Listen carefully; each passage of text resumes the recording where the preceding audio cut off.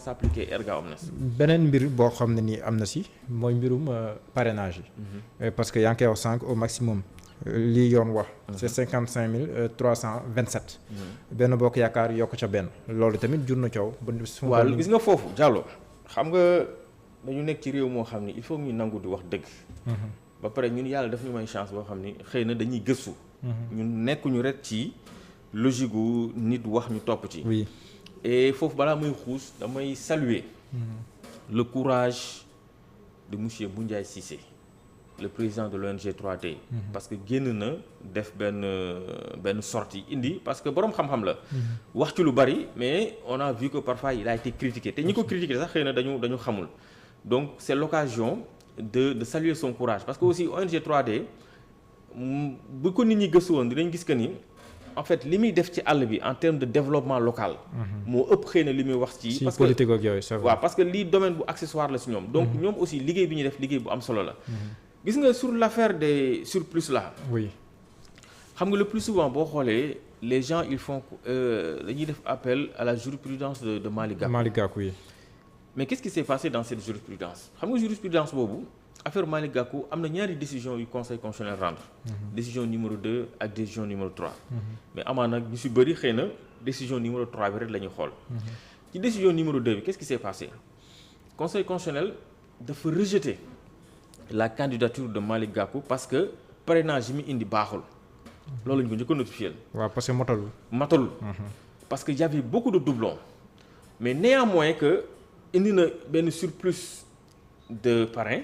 mais conseil constitutionnel daf ko càmbar moo tax mun ko Malick Gakou li nga am ci ay doublons dafa bari demal nga régulariser alors est-ce que bu doon dañ ko rejeter dañuy wax rek te dëgg yàlla tax après nag nit ñi ils peuvent insulter ils peuvent dire que voilà kii mais est-ce que ku ñu rejeter sa parrainage parce que li nga indi dafa ëpp est-ce que conseil constitutionnel dina ko càmbar du ko càmbar Malick Gakou il est parti pour régulariser. alors ku dem pour régulariser mais kooku yaa xëyti c'est parce que ce dossier càmbar nañ ko. mais yaa ngi koy wax sànq si décision bi aussi. voilà conseil constitutionnel mu koy naan le fait que rek nga joxe lu ëpp la doon laaj. voilà loolu rek mën na. pour gàntal sa candidat léegi bi mu demee conseil constitutionnel ne ko demal nga régulariser bi mu demee régulariser mu ñëwaat bi Malick Gakou ñëwaatee matalul ba tey matalul parrain yi conseil constitutionnel ne ko. sa parrainage dafay irrecevable parce que vous n'avez pas atteint le minimum de parrain requis. Malick Gakou bindaat conseil constitutionnel bi mu ko bindaatee nag conseil constitutionnel ne ko yow Malick Gakou le fait que déjà nga dépasser le surplus. du parrain parce que nag xëy na foofu conseil constitutionnel su ma ko mënee tuddee noonu entre guillemets le juge constitutionnel c'est un peu énervé su ma ko mënee tuddee noonu quoi entre guillemets. parce que. nee na ko Malick Gakou yow le fait que tu n'as pas atteint le minimum requis. loolu motif la. mais le fait que déjà que nga am surplus. loolu rek aurait suffi te aurait la wax. le fait que tu as amené non suffit la def. aurait suffi au présent de l'indicatif. suffit donc foofu conseil constitutionnel daf ko xamal ni ko su ma sukkandikoo woon rek ci surplus bi nga indi. loolu motif de rejet la. mais en réalité dans l'esprit. da ngay gis que ni. le fait que Malick Gakou n'a pas atteint parce que ci décision numéro 2 bi wax na ko le fait que Malick Gakou n'a pas atteint le minimum requis loolu rek ci loolu la sukkandiku pour mun ko rejeter donc surplus bi daf ko rappeler maintenant li ci gën a am solo mooy xam nga lan moo tax conseil constitutionnel nekkoon ci logique boobu. mu bàyyi xel ci li nga xam te moom mooy le surplus parce que logiciel bi conseil constitutionnel yoroon gis nga logiciel boobu boo indee 1 million de parrain 1 million yëpp lay càmbar. xam nga déglu baax li ma la wax. logiciel bi ñoom seen logiciel bi ñu yoroon di contrôler parrainage bi soo indee 1 million de parrain au lieu que mu jël 55 327 yi le juge constitutionnel était obligé de traiter les 1 million de parrains yi ñu ko jox contrairement cette fois-ci à la DGE. DGE boo indi woon 1 million de parrain seen logiciel bi dañ ko paramétrer à telle enseigne que. boo dugaloon 1 million. logiciel bi da ngay gis mu bindal la 55 327 li ci des yëpp da koy sànni li conseil constitutionnel mënul woon sànni surplus bi. mais waa DGE ñoom dañu am logiciel boo xam ni boo dugaloon 1 million dañuy jël 55 327 li ci des dañ koy sànni da ngay gis bu ñuy départ bu chrono bi di dem day bind 55 327 loolu lay jël en compte te mandataire ya fa nekkoon gis nañ que ni bu ñuy commencé décompte bi dañuy déparé ci 55 327 li conseil constitutionnel amuloon moo tax bi ñu jàngatee ci loolu la DGE le ministère de l'intérieur ils ont pris un arrêté parce que xëy na affaire gàkku bi ni mu doon sonalee waa conseil constitutionnel parce que surplus bi ñoom amuñu woon logiciel boo xam ni mënoon na élaguer li ci des mais comme DGE am na logiciel boo xam ni mën na jël en compte uniquement les 55 327 moo tax ils ont pris un arrêté pour faire comprendre que à travers l'article 6 que le surplus est nul et non avenu. waaw mais arrêté boobu aussi am na jeexi jaaxa bi koy publier au journal officiel jàpp nañ ne boobu way bay na mbuus parce que dafa fekkoon Benno déposé ba pare. loolu dëgg la parce que aussi xam nga man je suis un juriste. oui gis nga arrêté ñoom ils ont l'arrêté date du 27 avril ñu publier ko au journal officiel. le 5 6 wala le 5 ouais. le 5 lañ ko le 5 mai. alors que y a une loi su ma juumul c'est la loi de 2020 comme 2021 pour en ce qui concerne les règlements les arrêtés ainsi de suite. loolu pour que ñu mën a entrer en vigueur seen application. il faudrait que c'est à partir au moment où ça a été publié au journal officiel. donc là également ça pose problème donc xawma nag parce que arrêté mënoo ko jël le 27 avril ñu publier ko le 5.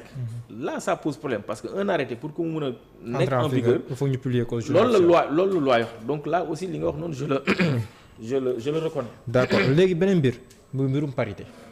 aussi daf fi feeñ bu baax a baax yenn saa sax ñenn dañuy yaakaar c'est la première fois ñu appliquer parité or ça ce n'est pas la première fois coow li ci parité bi yoon. ndax loo xaaroon la. bon honnêtement nekk loolu lu ma xaar xam nga lu tax. xam nga man je suis un légaliste.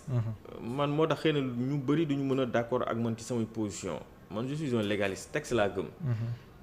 man coowu parité bi c'est-à-dire élection yi fi jàll yëpp ba ci élection territoriale yi ñu mujjee génn nii. ñi nga xam ne bi ñuy fal bureau yi bi ñu leen di fal mais ça fait problème am na ci bureau yoo xam ne dañ ko tas. parce que respecté wuñ parité. donc man je peux pas concevoir ñu ñëw ba ci élection législative. ñi nga xam ne tey ñoom ils sont censés légiférer. parce que tey ñii dem ci jongante bi bëgg a nekk député mais après ñoom ñooy dem assemblée nationale. Diallo ñoom ñooy légiférer maanaam ñoom ñooy bind ñoom ñooy adopter textes yi ak lois yi. alors yow bu fekkente ni. yaa ngi bëgg a nekk député te mënoo koo respecter li nga xam tey moom mooy code électoral parité yow ngay violer la loi sur la parité mais attends Diallo loolu ça pose problème c'est-à-dire c'est écrire noir sur blanc qu'une liste qui ne respecte pas la parité liste boobu c'est une liste qui est irrecevable c'est écrire noir sur blanc donc je peux pas comprendre que des acteurs politiques au moment de confectionner les listes mënuñu sukkandiku ci loi boobu mënuñu respecter li nga xam te mooy parité moo tax bi ma déggee les organisations féministes jóg ñoom aussi di casse parce que yéen i manque de respect la parce que bu ñu demee ba parité mënuñu koo respecter loolu Diallo. ça pose Benno Bokk Yaakaar looloo ko daal. mbir moom tam mi ngi ci kanamu conseil constitutionnel. ndax loolu. du traduire benn mbir bu xaw a doy waar parce que bu nekkee comme ni nga wax ni noonu lañ ko appliqué. Benno Bokk Yaakaar sa liste nationale ñu invalider ko am na ñu dàpp ne sax boo demul national. mooy doo bokk ci élection yi parce que national bi c'est obligatoire. yooyu xam di mës indi ay leeral mais par rapport ak kaaw Benno Bokk Yaakaar. waaw xam nga déjà loolu aussi bon ça pose débat. que ku amul liste nationale. doo dem liste départementale. y en a d'autres également. ñu ni ku amul liste départ bon le débat n'est pas vraiment tranché. bon c'est vrai que nag du ma expert en matière électorale. mais pour man en tout état de cause. li mu mën a wax foofu mooy. man je tiens à la parité. je tiens à ce que la loi électorale soit respectée dans toute sa rigueur. c'est-à-dire ku ci deful naka su dul noonu que muy Benno Bokk Yaakaar di Yewwi Askan Wi.